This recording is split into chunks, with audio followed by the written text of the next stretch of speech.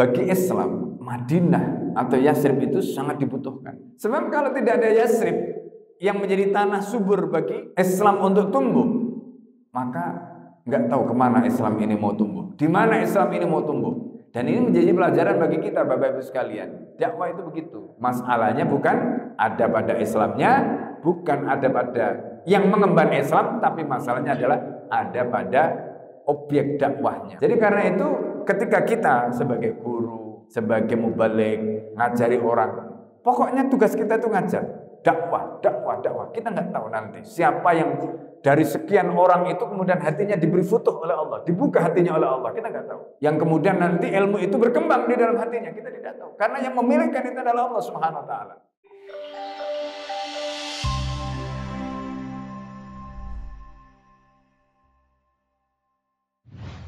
Assalamualaikum warahmatullahi wabarakatuh. Bismillahirrahmanirrahim. Alhamdulillah.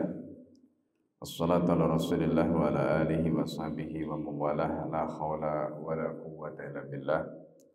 Rabbi syrah li sadri wa yassir li amri wa hlul 'uqdatam min lisani yafqahu qawli. Allahumma inna a'udzubika an adilla wa dalla zilla wa zalla aw adlima aw dlama aw ajala yajra alayhi. Bapak Ibu dan saudara sekalian yang dimuliakan oleh Allah, alhamdulillah pada subuh hari ini, pekan yang pertama, kita bisa melanjutkan kajian kitab Ar-Rahiqil Makhtum yang membahas tentang sirah nabawiyah. Kitab ini ditulis oleh Al-Allamah Al-Mubarakfuri. Sebelum kita mulai, mari kita bacakan surat Al-Fatihah untuk pengarang kitab ini dan juga untuk guru-guru kita semua dan kita yang hadir. Semoga Allah Subhanahu wa taala memberikan keberkahan kepada kita semua, keberkahan waktu, keberkahan umur, keberkahan ilmu, dan semoga ilmu yang kita pelajari menjadi ilmu yang bermanfaat dalam kehidupan kita di dunia dan di akhirat. Amin. Ala hadin niyyah wa likulli niyatin shalihah. Al-Fatihah. A'udzu billahi minasyaitonir rajim. Bismillahirrahmanirrahim. Iyyaka na'budu wa iyyaka nasta'in. Shiratal ladzina an'amta 'alaihim. Kita akan melanjutkan pembahasan berikutnya, yaitu tentang Thala'i al-Hijrah. Jadi dalam pembahasan sebelumnya kita sudah membahas tentang bagaimana peristiwa Bai'at Aqabah yang kedua dan kemudian dampaknya, termasuk juga reaksi dari iblis yang ketika itu berusaha untuk menggagalkan rencana hijrahnya atau proses pasca Bai'at Aqabah yang kedua. Jadi kita tahu bahwa Bai'at Aqabah yang kedua ini juga disebut sebagai Bai'at Kubra. Ya, bai'at itu adalah merupakan sumpah setia. Tapi dalam konteks ini makna bai'at itu diartikan juga sebagai bai'at lin nusrah wal man'ah. Jadi bai'at untuk memberikan dukungan dan juga perlindungan kepada Rasulullah, para sahabat, dan tentu juga dukungan dan perlindungan kepada Islam yang akan diterapkan. Nah, ini yang perlu dipahami. Oleh karena itu, mereka sangat tahu persis bagaimana konsekuensi dari bai'at. Nah, nanti di sini akan diceritakan setelah peristiwa Bai'at Aqabah yang kedua yang disebut dengan Bai'at Kubra atau Bai'at An-Nusra wal Man'ah tadi. Maka kemudian para sahabat muhajirin dalam hal ini yang tinggal di Mekah, mereka merasakan ada tempat baru yang bisa mereka huni, di mana Mekah ketika itu bisa dikatakan kondisinya sudah jumud. Islam didakwahkan selama 13 tahun di Mekah, bukan mendapatkan dukungan, malah justru permusuhan. Nah, ini kondisi Mekah. Ya, kondisi Mekah. Nah, oleh karena itu, Bapak Ibu dan saudara sekalian, setelah peristiwa Baiat Aqabah yang kedua itu, maka kemudian ada Tolai al-Hijrah ini, rombongan atau kontingen, ya, beberapa gelombang yang kemudian melakukan hijrah. Bismillahirrahmanirrahim. Qala al-mu'allif rahimahullah, mu'allif kitab ini mengatakan Tolai al-Hijrah. Ya, tadi kita sudah jelaskan ini semacam kontingen atau rombongan hijrah. Wa bada antamat bai'atul aqabah atsaniyah. Jadi setelah bai'at aqabah yang kedua itu selesai, wa najahal Islam, dan Islam telah sukses fi ta'sisi watonin lahu. Jadi perlu dipahami, Islam itu turun di Mekah. Tapi Mekah itu bukan menjadi tempat Islam ketika itu, di mana Islam itu tidak bisa berkembang di Mekah. Bahkan kemudian Rasulullah dan para sahabat itu diusir dari Mekah. Ini diceritakan dalam surat At-Taubah. Illa tansuruhu faqad nasarahullah id akhrajal ladina kafaru saniyasnaini. Ya, id akhrajahul ladina kafaru. Jadi ingat ketika Nabi itu diusir oleh orang-orang kafir. Saniyasnaini, ketika mereka hanya berdua, artinya Rasulullah dengan Abu Bakar. Idhuma fil ghar id yaqulu li sahibihi la tahzan innallaha ma'ana. Ini adalah peristiwa terkait dengan pengusiran Rasulullah sallallahu alaihi wasallam, ya, termasuk ketika itu ditemani dengan Abu Bakar. Nah, jadi karena itu Mekah itu bukan merupakan waton, bukan merupakan tempat bagi Islam ketika itu. Kenapa? Karena tadi dakwah sudah dilaksanakan 13 tahun di Mekah, tetapi dukungan penduduk Mekah itu sangat minim, dan bahkan yang dominan itu adalah permusuhan, penolakan dan permusuhan. Nah, ini yang terjadi. Bahkan di dalam riwayat yang dikutip Ibnu Hisham di dalam kitab Sirah As-Sirah An-Nabawiyah Ibnu Hisham, itu disebutkan jumlah kaum muslimin yang masuk Islam sepanjang 13 tahun ketika di Mekah itu hanya 40 orang. Ya, hanya 40 orang. Bayangkan 13 tahun cuma dapat 40 orang. Nanti bandingkan dengan di Madinah. Di Madinah itu setelah Bai'at Aqabah yang pertama, di mana Bai'at Aqabah yang pertama itu adalah bai'at untuk menyatakan keislaman. Rasulullah kemudian mengirim Mus'ab bin Umair yang kemudian disebut sebagai Muqri'ul Madinah karena tugasnya adalah mengajarkan Al-Quran kepada penduduk Madinah. Kemudian setelah itu tokoh-tokoh utama di Yasrib sebelum namanya menjadi Madinah itu masuk Islam, ya. Mulai dari Usaid bin Khudair, As'ad bin Zurarah, kemudian di sana ada, ya, Sa'ad bin Mu'ad. Nah, Sa'ad bin Mu'ad ini bisa dikatakan menjadi tokoh kunci, karena kemudian Sa'ad bin Mu'ad ini orang yang punya pengaruh meskipun usianya masih 20-an ketika itu. Begitu Sa'ad bin Mu'ad masuk Islam, Sa'ad bin Mu'ad ini mengatakan kepada Bani Ashhal, ya, apa katanya? Inna kalamakum haramun alayya hatta tuslimu. Kata Sa'ad bin Mu'ad, inna kalamakum haramun alayya hatta tuslimu. Jadi ucapan kalian haram, kalian tujukan kepadaku, kalian sampaikan padaku, kata Sa'ad bin Mu'ad. Inna kalamakum haramun alayya hatta tuslimu. Sampai kalian masuk Islam. Kalau kalian nggak mau masuk Islam, aku nggak mau mendengarkan kata-kata kalian. Kalau pemimpinnya sudah ngomong begitu, sementara yang dipimpin tadi itu membutuhkan pemimpinnya, apa yang bisa dikatakan oleh rakyat yang dipimpin tadi? Nggak bisa apa-apa. Akhirnya apa?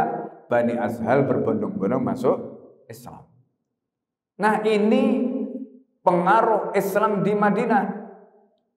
Padahal baru datang Islam itu, dibawa oleh orang-orang yang baru Bai'at Aqabah yang pertama. Rasulullah kemudian mengirim Mus'ab bin Umair. Begitu Mus'ab bin Umair dakwah di Yasrib, tokoh-tokoh kunci tadi itu masuk Islam dan kemudian diikuti, ya, dengan kabilah Bani Ashhal tadi itu. Ini yang luar biasa, yang tidak terjadi di Mekah. Padahal kalau kita berpikir, kurang apa Nabi itu? Kurang apa Rasulullah SAW itu? Semua orang mengakui Rasulullah, kepribadiannya. Kita pernah sampaikan, Rasulullah itu ya apa coba? Madahirul jamal, penampilannya begitu luar biasa, ya, ganteng. Bahkan Abu Yazid Muhammad itu menyebutkan Nabi Yusuf yang disebutkan dalam Al-Quran itu gantengnya seperti itu sehingga membuat perempuan-perempuan itu terpana, terpesona, sampai kemudian akhirnya mereka memotong ya apa namanya jarinya itu. Ketika dikasih mangga itu kan mereka nggak sadar sampai memotong jarinya. Itu Nabi Yusuf itu ditampakkan ketampanannya 100%. Nabi Muhammad itu, kata Abu Yazid Muhammad, itu baru ditampakkan ketampanannya itu baru 25%. Itu sudah begitu luar biasa. Bayangkan nanti di akhirat kita ketemu dengan Rasulullah, di dalam surga kita bersama Rasulullah, kemudian ketampanan Nabi ditampakkan 100%. Masya Allah, kita nggak bisa membayangkan bagaimana tampannya Rasulullah dibanding dengan Nabi Yusuf, nggak ada apa-apanya. Itu madhahir jamalnya Nabi, penampakan tentang ketampanan Rasulullah SAW. Ya, nah ini. Tapi meskipun utusannya itu begitu luar biasa, madharul jamalnya, belum lagi nanti kalau kita lihat bagaimana wibawanya, madhahirul jalalnya Nabi SAW. Ya, belum lagi madhahirul kamalnya, bagaimana kesempurnaan Rasulullah SAW. Ya, Sayyid Muhammad itu nulis kitab judulnya Al-Insanul Kamil, manusia sempurna. Itu Rasulullah SAW. Kemudian Al-Allamah Al-Muhaddis Asy-Syaikh Yusuf An-Nabhani itu punya kitab judulnya Mu'jizatullah Al-Khalidah. Jadi mukjizat Allah yang abadi. Nabi Muhammad itu, Bapak Ibu sekalian, itu diberi mukjizat. Nabi-nabi terdahulu yang diberi mukjizat itu, semua mukjizat nabi-nabi terdahulu itu dihimpun semua oleh Allah, diberikan pada Nabi. Bahkan lebih hebat mukjizat Rasulullah SAW dibanding dengan mukjizat nabi-nabi terdahulu. Itu dibahas oleh Al-Allamah Al-Muhaddis Asy-Syaikh Yusuf An-Nabhani di dalam kitabnya Mu'jizatullah Al-Khalidah. Ya, coba bayangkan, Nabi yang kayak begitu, itu dakwanya di Mekah selama 13 tahun hanya dapat berapa? 40 orang. Coba. Karena itu persoalannya bukan ada pada risalahnya, bukan ada pada nabinya, tapi masalahnya adalah ada pada manusianya. Nah, ini yang menyebabkan kemudian Nabi perlu mencari tempat baru yang bisa menerima risalah yang luar biasa ini. Risalah yang luar biasa ini harus diterima oleh orang-orang yang luar biasa. Dan maka kemudian Rasulullah menemukan itu. Pertama, ya, selain 40 orang tadi, kemudian Allah tunjukkan tempatnya itu yang kemudian nanti menjadi Darul Hijrah, tempat hijrahnya Rasulullah SAW. Dan itu adalah Yasrib yang kemudian nanti dirubah namanya menjadi Madinah Al-Munawwarah. Nah ini. Nah jadi ini yang diceritakan oleh Al-Alam Al-Mubarakfuri, ya, di mana ketika di Mekah selama 13 tahun itu praktis Mekah tidak bisa menjadi waton, menjadi tempat di mana Islam itu disemai kemudian tumbuh. Yang ada adalah Islam itu semai, dihajar, dibonsai, bahkan kemudian dibunuh. Bukan hanya Islamnya, tapi juga para pengembannya. Ini yang terjadi di Mekah Al-Mukarramah. Maka kemudian di sini disebutkan wa najahal Islamu fi ta'sisi watanin lahu, maka Islam sukses membangun waton tadi, tempat untuk menyemai, tempat untuk menumbuhkan Islam wasata sakhra, di tengah-tengah gurun Sahara, tamawwaja bil kufri wal jahalah, di mana gurun Saharanya ketika itu diselimuti kekufuran dan kebodohan. Nah ini yang disampaikan dalam bab. Wahwa, dan ini akhtaru kasbin hasal alaihi salam mundu bidayati da'wati, kata beliau. Ini adalah merupakan akhtaru kasbin, hasil yang paling krusial gitu. Artinya hasil yang paling krusial. Kenapa disebut akhtar, disebut krusial? Karena bagi Islam Madinah atau Yasrib itu sangat dibutuhkan gitu. Sebab kalau tidak ada Yasrib yang menjadi tanah subur bagi Islam untuk tumbuh, maka nggak tahu kemana Islam ini mau tumbuh, di mana Islam ini mau tumbuh. Nah, gitu. Dan ini menjadi pelajaran bagi kita, Bapak Ibu sekalian. Dakwah itu begitu. Ya. Kita itu pokoknya perintahnya diperintah dakwah, ngajar gitu ya. Kita nggak tahu murid kita yang mana yang nanti jadi, di mana yang kita ngajar itu, yang di situ nanti Islam berkembang, kita nggak tahu. Makanya Allah mengatakan pada Nabi, tugas Nabi itu kan ngajar. Coba perhatikan, ketika Allah menyatakan dalam Al-Quran, walladzi ba'atsa fil ummiyina rasulan minhum yatlu alaihim ayatihi. Jadi tugasnya Nabi yang pertama itu adalah membacakan ayat suci kepada mereka. Yatlu alaihim ayatihi. Membacakan ayat suci itu mengajar. Wa yuzakkihim. Kemudian tugas Nabi yang kedua apa? Membersihkan jiwa-jiwa yang kotor ini. Orang-orang jahiliyah dengan tradisi yang kotor itu dibersihkan. Kemudian wa yu'allimuhumul kitab wal hikmah, mengajarkan kitab dan hikmah kepada mereka.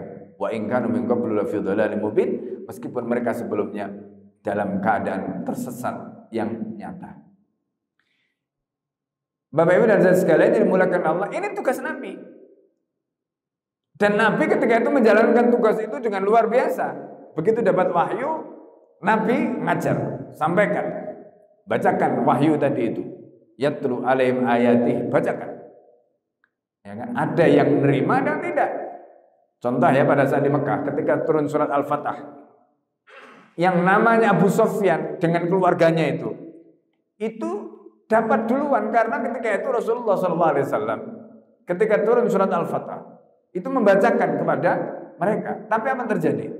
Telinga Abu Sufyan termasuk Muawiyah, Hindun itu semua disumbat pakai apa? Disumbat pakai tangan mereka. Ada yang menyebutkan pakai kapas. Supaya apa? Supaya ayat yang dibacakan oleh Nabi itu tidak sampai ke telinganya. Sampai begitu.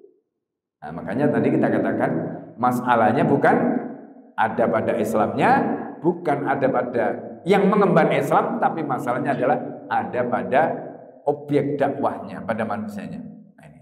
Jadi karena itu ketika kita sebagai guru, sebagai mubaligh, sebagai ulama, sebagai ustadz misalnya ya, ngajari orang, pokoknya tugas kita itu ngajar, dakwah. Kita nggak tahu nanti siapa yang dari sekian orang itu kemudian hatinya diberi futuh oleh Allah, dibuka hatinya oleh Allah, kita nggak tahu. Yang kemudian nanti ilmu itu berkembang di dalam hatinya, kita tidak tahu. Karena yang memilihkan itu adalah Allah Subhanahu wa taala. Ya, ini. Jadi kita juga begitu. Di pesantren itu ya, kita punya banyak santri, kita nggak tahu dari santri-santri yang ada nanti siapa yang kemudian Allah jadikan dia sebagai ulama yang menjadi penerus para nabi, kita nggak tahu. Nah, jadi tugas kita adalah memberikan yang terbaik, ya, mengajar, ya, menyampaikan apa yang Allah Subhanahu wa taala perintahkan tadi. Begitu tugas Nabi. Ya. Nah, ini. Kemudian di sini disebutkan wa huwa akhtaru kasbin. Jadi intinya keberhasilan Nabi untuk mendapatkan Madinah sebagai tempat untuk menyemai dan mengembangkan Islam tadi itu merupakan akhtaru kasbin, merupakan hasil yang didapatkan yang paling krusial. Karena bagi Islam itu tempat yang sangat dibutuhkan. Bagi orang kafir itu krusial juga. Kenapa krusial? Karena itu akan mengancam eksistensi mereka. Mengancam eksistensi mereka, mengancam eksistensi agama mereka. Karena Al-Quran mengatakan wa qul ja'al haqqu wa zahaqal batil innal batila kana zahuqa. Katakanlah Muhammad, ja'al haqqu, apabila nanti kebenaran itu datang, wa zahaqal batil, maka kebatilan itu akan tersungkur. Jadi otomatis. Makanya pertarungan antara hak dan batil itu sudah terjadi sejak zaman Adam sampai kiamat nanti. Jadi karena itu jangan pernah membayangkan dunia itu nggak akan ada pertarungan. Sampai kiamat itu nanti pertarungan antara hak dan batil itu terjadi, Bapak-Ibu sekalian. Ya. Jadi kalau kita bicara misalnya ini ya, mulai dari ya urusan apa saja kalau kita bicara di situ, nanti urusannya di situ, ujung-ujungnya itu pertarungan antara hak dan batil. Apa yang terjadi hari ini di Palestina itu adalah pertarungan antara hak dan batil. Ya, bagaimana orang Yahudi mereka jelas-jelas mengatakan ini adalah perang agama. Kemudian saudara-saudara kita yang memperjuangkan agama mereka, tanah mereka, kehormatan mereka, ya termasuk kesucian Islam, yaitu tanah Baitul Maqdis. Itu adalah bagian dari syair Islam, simbol Islam. Itu adalah bagian dari milik umat Islam. Jadi ini pertarungan antara hak dan batil. Ya, jadi bukan hanya soal urusan rebutan tanah, bukan hanya soal rebutan, enggak. Ini soal pertarungan antara hak dan batil. Cuma bedanya sekarang yang batil ini pendukungnya banyak. Ya, Israel itu kalau nggak didukung oleh Amerika, kalau nggak didukung oleh Inggris, kalau nggak didukung oleh negara-negara Eropa, habis, Pak. Habis. Ya, mereka tidak akan sanggup melakukan perlawanan, ya. Kemudian pengkhianatan yang dilakukan oleh penguasa-penguasa kaum muslimin di sekitarnya, itu yang menyebabkan kemudian Israel itu bisa bertahan, ya kan? Kalau kemudian ini semuanya nggak ada, kalah mereka.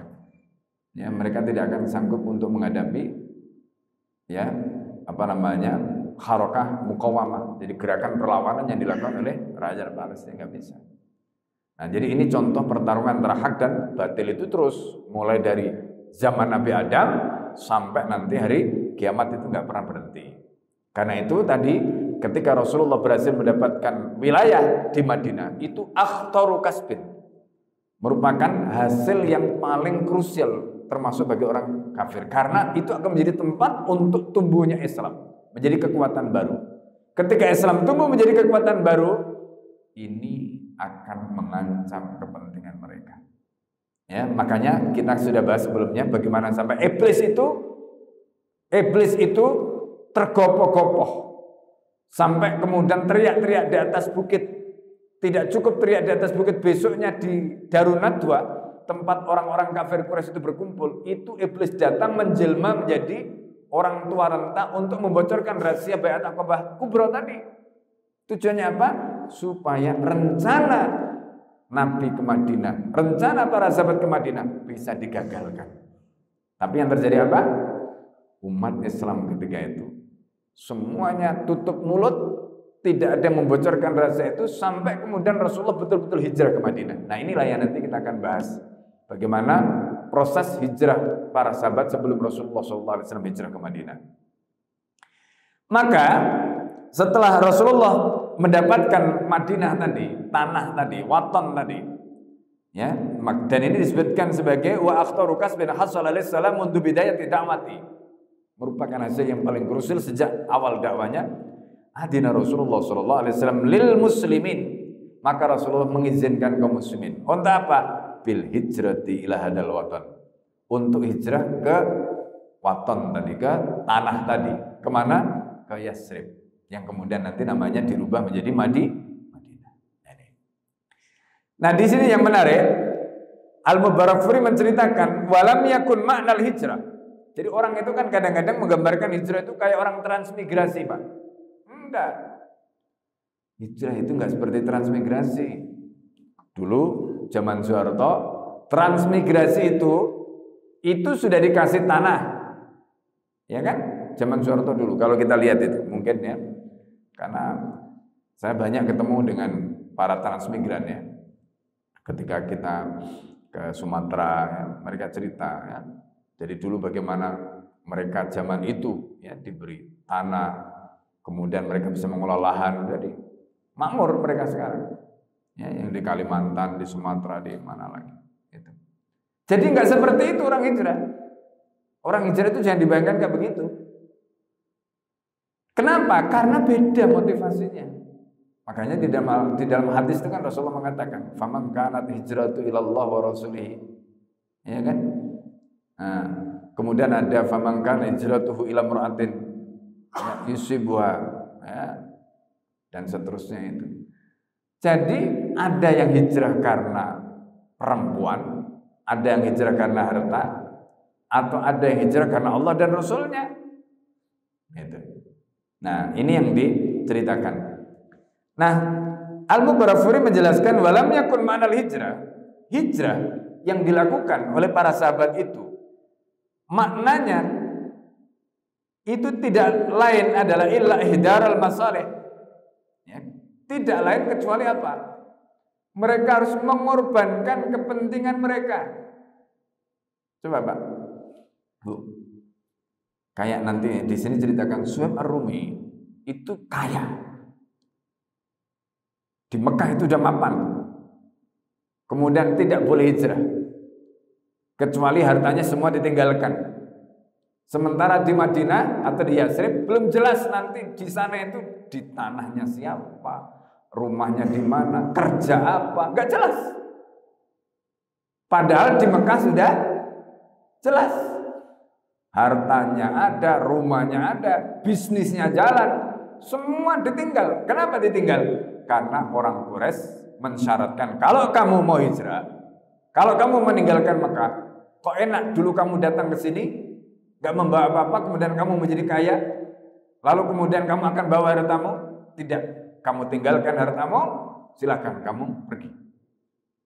Ditinggal Pak. Hartanya Suhaib Ar-Rumi tadi ditinggal di Mekah. Sementara di Yatsrib sendiri belum jelas. Gak punya keluarga, gak punya siapa-siapa, gak ada harta yang dibawa.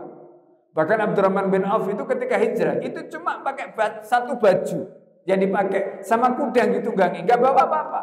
Abdurrahman bin Auf, Masya Allah. Itu yang digambarkan di sini bahwa makna hijrah bagi sahabat pada waktu itu tidak lain adalah ihdarul masalih.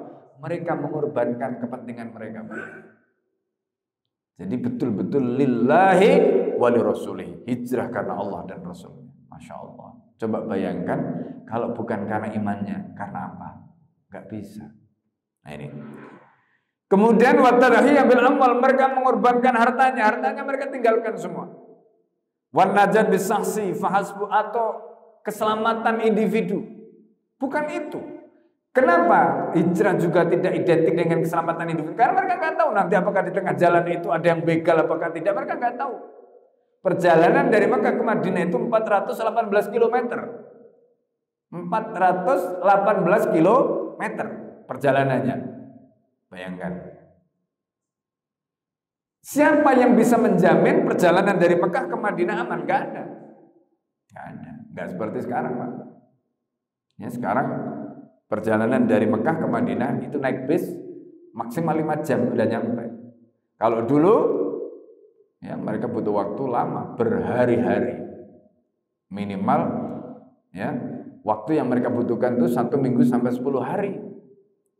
Itu waktu yang mereka butuhkan untuk menempuh perjalanan 418 km tadi. Nah, ini. Itu kondisinya.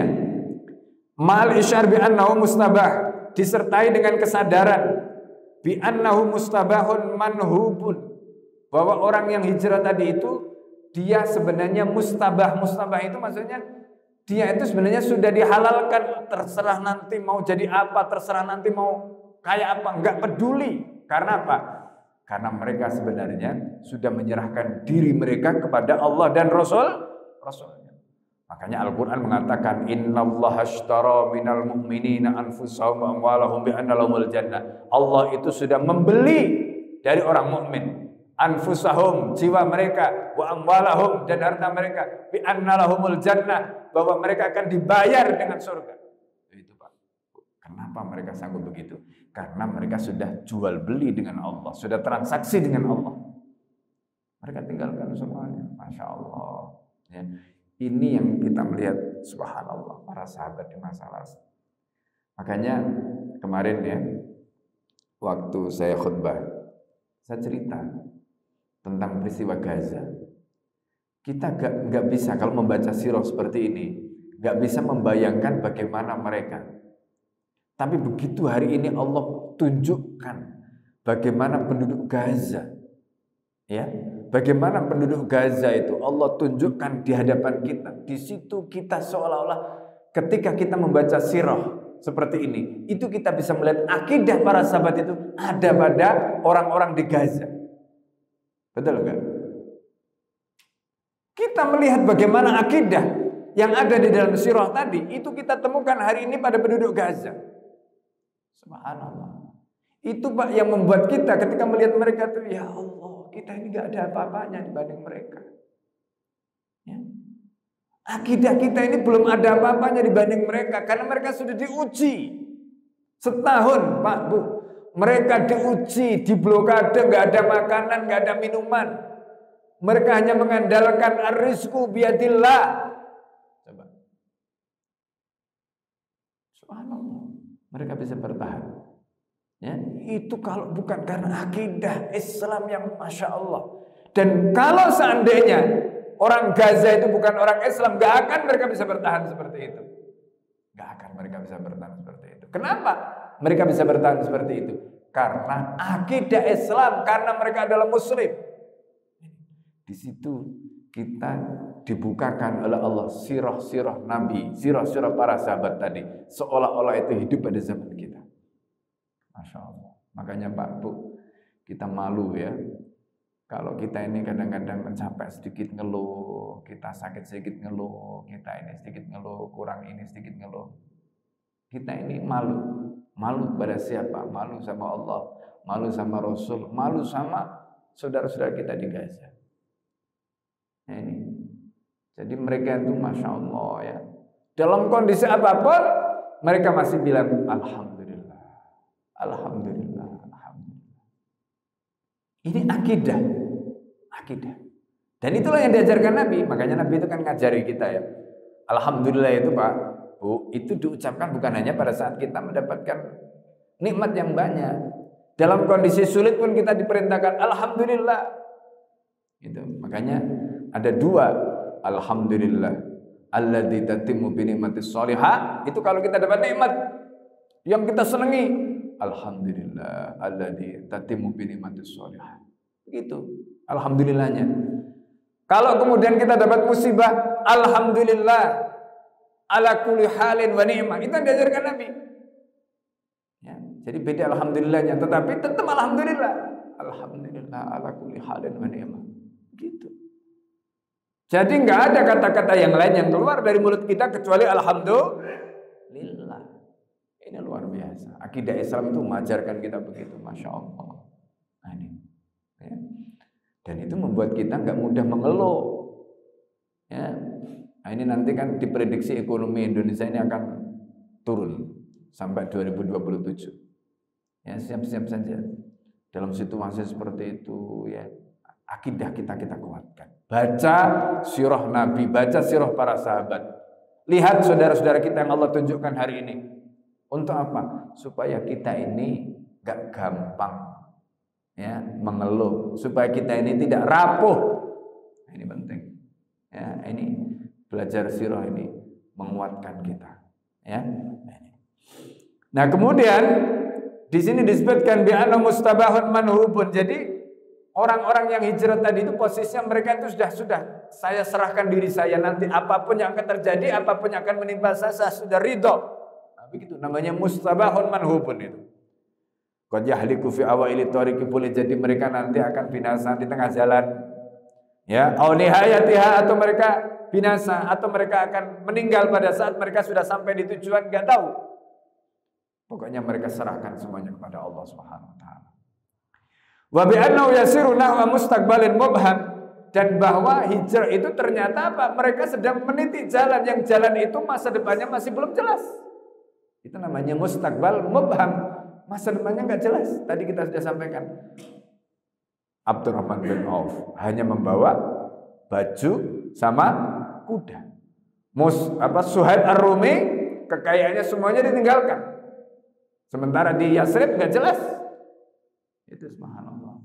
Ya, enggak jelas. La yadri ma yatamakhadu anhu min qalaqil wa ahzan. Mereka tidak tahu. Ya. Apakah nanti akan ada ketidakpastian atau akan ada kekhawatiran-kekhawatiran yang akan menimpa mereka, mereka tidak tahu. Pokoknya mereka tawakal kepada Allah, ini perintah Allah, perintah Rasul, jalankan sudah. Nah, itu akidahnya orang mukmin itu begitu. Masya Allah. Ya, masa kita kalah sama supporter Persibaya ya, bonek, ya kan? Bonek itu kan bondone nekat, ya kan? Kemana-mana nggak bawa duit, ya. Mereka berani, ya, meskipun dorongannya bukan karena akidah, ya kan? Kita yang ngaji ini mestinya dorongannya akidah. Kalau dorongannya akidah, nggak ada yang kita takuti. Kenapa? Karena kita punya Allah. Tempat kita untuk bersandar, tempat kita untuk menyerahkan segala urusan kita. Orang itu kadang-kadang begini, karena mikir masa depan, akhirnya stres sendiri dia. Ngapain kita mikir masa depan yang nggak jelas? Serahkan semuanya kepada Allah, nanti Allah akan tata. Gitu. Kita itu bikin stres karena kita pikir semua bisa kita tata sendiri. Hanya stres. Ya, nanti kalau saya sudah lulus kerja ini, nanti cari istri yang begini, ya, nanti setelah itu punya rumah, nanti setelah itu begini, punya anak begini. Tapi ternyata nggak seperti itu. Nggak sesuai dengan bayangan. Kenapa? Loh, yang menentukan begitu-begitu tadi itu semuanya Allah kok. Itu namanya taufik. Lah kalau Allah tidak memberikan itu pada kita, stres. Ya, stres. Makanya ya, yang terbaik itu serahkan semuanya kepada Allah. Nanti Allah yang akan tata. Maka doa yang terbaik itu adalah doa minta ditata oleh Allah. Itu namanya taufik. Itu doa terbaik. Kenapa? Karena kita tahu masa depan kita itu bukan di tangan kita, tapi di tangan Allah. Ya kan? Masa depan kita, anak-anak kita, istri kita, semua itu di tangan Allah, bukan di tangan kita. Maka mintalah doa diberi taufik oleh Allah. Supaya apa? Apa yang kita harapkan ini ke depan itu cocok dengan apa yang menjadi keinginan kita. Itu namanya taufik. Dan orang yang punya taufik tadi itu dibangun dengan keimanan, termasuk tawakal tadi kepada Allah. Nah, itu baru nanti Allah akan berikan taufik, gitu ya. Nah, ini para sahabat tadi begitu. Maka babadal muslimuna yuhajiruna wa hum ya'rifuna kulla dzalika. Maka umat Islam kemudian mulai hijrah. Dan mereka mengetahui itu, artinya konsekuensi hijrah tadi mereka sudah tahu, bukan mereka tidak tahu, mereka sudah tahu. Mereka sudah tahu nanti di sana belum pasti, mereka sudah tahu nanti di sana mereka kayak apa, mereka sudah tahu. Sadar semua mereka. Pokoknya mereka itu sudahlah, mereka serahkan semuanya pada Allah. Wa ahadal musyrikuna, kemudian orang musyrik mulai yahuluna bainahum. Orang musyrik itu mulai menghalangi mereka, wa baina khurujihim. Ya, menghalangi mereka keluar. Ya, lima kanu yuhisuna bi minal khatar, karena mereka sudah menyadari, orang musyrik itu sadar. Sadar apa? Sadar tentang bahaya yang akan ditimbulkan nanti kalau mereka ini benar hijrah ke Madinah atau ke Yatsrib tadi. Bahaya ini. Karena mereka akan membangun kekuatan untuk ya melawan mereka. Nah, wa hunaka namadut min dzalika, dan ada beberapa contoh dalam hal ini. Nah, ini ceritakan contoh-contohnya. Bagaimana hijrahnya para sahabat yang kemudian dihalangi oleh orang Quraisy. Orang Quraisy ini mereka enggak ridho. Ya, di Mekah digenjet, di Mekah mereka intimidasi, bahkan diteror, bahkan ada yang disiksa sampai mati seperti kisah Sumayyah ya dan keluarganya. Tapi mereka hijrah enggak boleh juga, ya kan aneh. Di Mekah digenjet, di Mekah diintimidasi, disiksa. Tapi hijrah meninggalkan Mekah nggak boleh. Intinya mereka maunya supaya orang-orang ini kembali murtad, menjadi orang kafir. Itu mereka inginkan. Nah, ini masalah, ya kan? Nah, yang pertama ini adalah contohnya adalah kana min awwalil muhajirin Abu Salamah. Orang yang pertama kali hijrah itu namanya adalah Abu Salamah. Abu Salamah ini sahabat Nabi. Yang kemudian nanti istrinya namanya Ummu Salamah itu dinikahi oleh Rasulullah setelah Abu Salamah meninggal. Ya. Nah, ini makanya ada hadisnya ini cerita sedikit tentang Ummu Salamah ya. Jadi suatu ketika Ummu Salamah itu bertanya kepada Nabi, "Ya Rasulullah, karena Nabi itu mengatakan nanti kalian di surga itu akan bersama suami kalian." Kan ayatnya mengatakan begitu, "Udkhulul jannata antum wa azwajukum tukhbarun." Masuklah kamu surga. bersama istri-istrimu, bersama pasanganmu. Lalu Ummu Salamah itu bertanya kepada Nabi sallallahu alaihi wasallam, "Ya Rasulullah, kalau di dunia seorang perempuan itu kan bisa dinikah oleh suami yang berbeda, misalnya, ya. Jadi misalnya suaminya pertama meninggal seperti Ummu Salamah tadi, Abu Salamah meninggal. Lalu kemudian dinikah oleh Rasulullah. Kemudian pertanyaannya, kalau nanti di surga bersama suaminya, dia bersama siapa nanti di surga? Nah, kemudian kata Nabi, maka perempuan itu ya akan bersama suami yang dicintainya atau paling dicintainya. Maka kemudian Ummu Salamah mengatakan, "Ya Rasulullah, ya aku mencintaimu." Ya. Jadi Ummu Salamah itu mengatakan, "Ya Rasulullah, aku mencintaimu." Padahal suami sebelumnya adalah Abu Salamah tadi. Supaya apa? Beliau ingin di surga nanti bersama Rasulullah. Nah, ya, itu cerita sedikit tentang Ummu Salamah. Nah, di sini disebutkan hajara qabla al-aqabah al-kubra. Abu Salamah itu hijrah sebelum baiat Aqabah yang kedua. Bisa nanti 1 tahun. Berarti apa? Setelah terjadinya baiat Aqabah yang pertama. Begitu ada informasi orang Yasrib masuk Islam, wah ini peluang. Langsung Abu Salamah ngajak Ummu Salamah dengan anak laki-lakinya untuk hijrah. Gitu ceritanya. Alama qala Ibnu Ishaq itu sebagaimana yang diceritakan Ibnu Ishaq. Ya, jadi ini cerita Ibnu Ishaq. Ibnu Ishaq itu punya kitab sirah yang banyak dikutip oleh Ibnu Hisham. Ya. Kemudian di situ disebutkan wa zawjatu wabnuhu. Jadi Abu Salamah hijrah bersama istrinya, bersama anak laki-lakinya.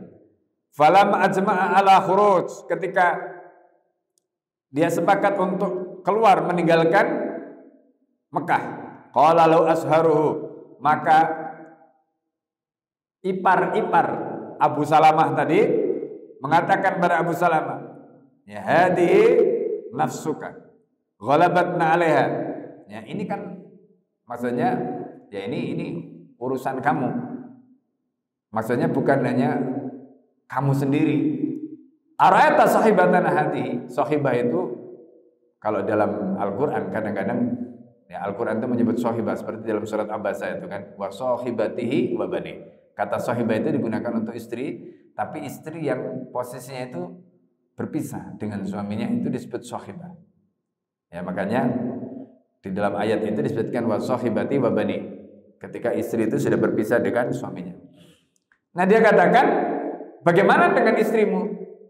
Ya, bagaimana dengan istrimu ini? Maksudnya apakah kamu akan bawa istrimu gitu? Ya, alama natrukuka tasiru biha fil bilad. Apa alasannya kami akan membiarkan kamu ya tasiru biha membawa istrimu tadi fil bilad ya di negeri ini. Fahadu minhu zajata, mereka kemudian akhirnya merebut istrinya. Istrinya ini direbut. Jadi ini kan berarti keluarga besarnya Abu Salamah ya, dari pihak Abu Salamah dan dari pihak Ummu Salamah. Ini rebutan, istrinya diambil oleh keluarga Ummu Salamah. Ya, nggak boleh. Ya sudah, kamu kalau mau pergi saja. Istrimu tinggalan. Nah, gitu kan. Wa ghadiba alu Abi Salamah li rajulihim. Lalu kemudian keluarga besar Abu Salamah marah kan. Ini Abu Salamah mau pergi, istrinya diambil oleh keluarga besar istrinya. Marah. Ya.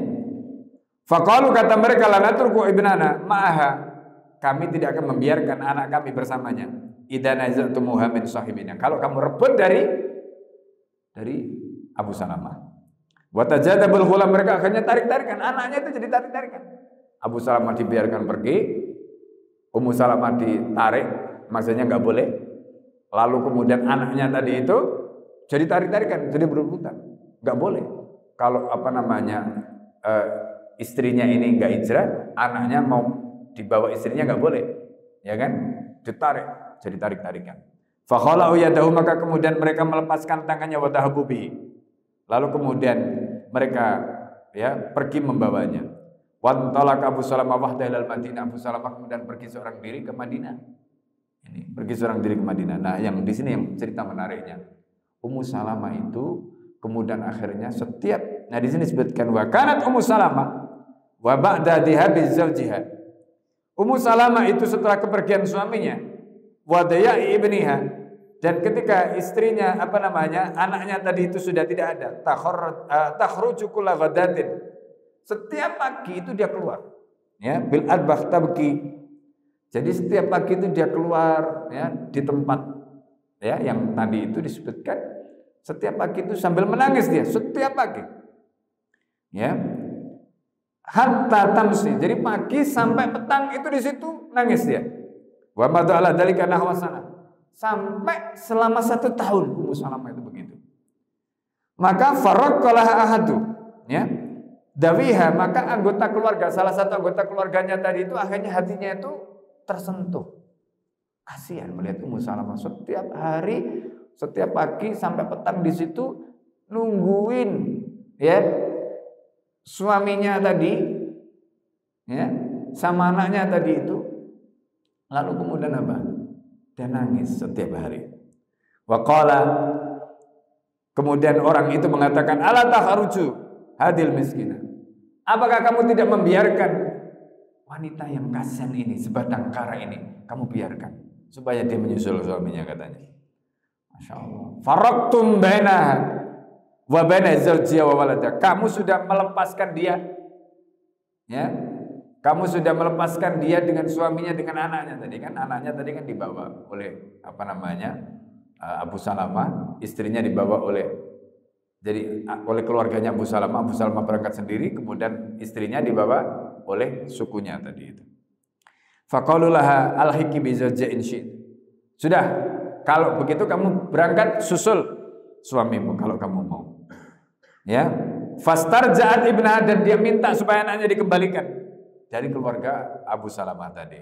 Wa kharajat turidul Madinah, kemudian dia keluar untuk menuju Madinah. Ya, di situ disebutkan rihlata belugh hawali 500 km. Jadi perjalanan kira-kira 500 km. Tadi kita sebutkan 418. Ya, itu kalau kita lihat batas mikot, ya, mikot dari Dzul Khulaifah ke Mekah itu 418. Jadi kalau di sini Al-Mubarakfuri menyebutkan 500 meter, ya kurang lebih lah, ya. Tamurru baina sawahikil jibal wa malikil audiyah. Jadi melewati pegunungan, lembah-lembah dilewati, dan tidak ada makhluk yang membersamai kecuali dia bersama anaknya tadi. Masya Allah. Sampai kemudian ketika di Tan'im, hatta idza kana di Tan'im lagi Utsman ibni Talha ibni Abi Talha, ketemu dengan Utsman bin Abi Talha. Lalu setelah itu diantar dia ke Madinah. Falamma nadhara ila Quba, begitu sudah sampai di Quba, qala, kata Utsman tadi, suamimu ada di situ, di kampung itu, fadkhuliha, kamu masuklah di kampung itu, ala barakatillah, dengan keberkahan Allah. Suman sarafa raji'an, lalu kemudian Utsman kembali ke Mekah, ya. Dan itu cerita tentang siapa? Abu Salamah dengan Ummu Salamah. Sampai di sini, ya, Bapak sekalian, yang bisa kita sampaikan, kan sudah masuk waktu syuruk. Sebelum kita tutup, silakan kalau ada pertanyaan yang ingin disampaikan seputar pembahasan yang sudah kita sampaikan tadi, saya persilakan. Monggo.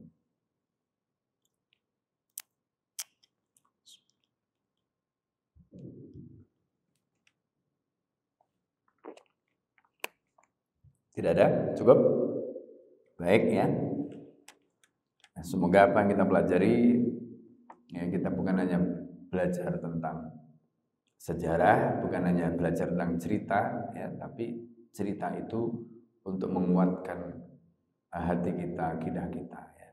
Jadi supaya kemudian kita bisa mencontoh mereka. Setidaknya tumbuh mahabbah, cinta.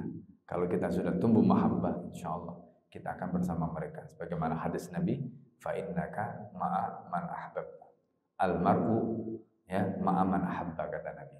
Orang akan bersama orang yang dicintai, insyaallah. Ya, baik. Kita tutup dengan doa kafaratul majelis. Subhanakallahumma hamdika, asyhadu an la ilaha illa anta, astaghfiruka wa atubu ilaik. Assalamualaikum warahmatullahi wabarakatuh.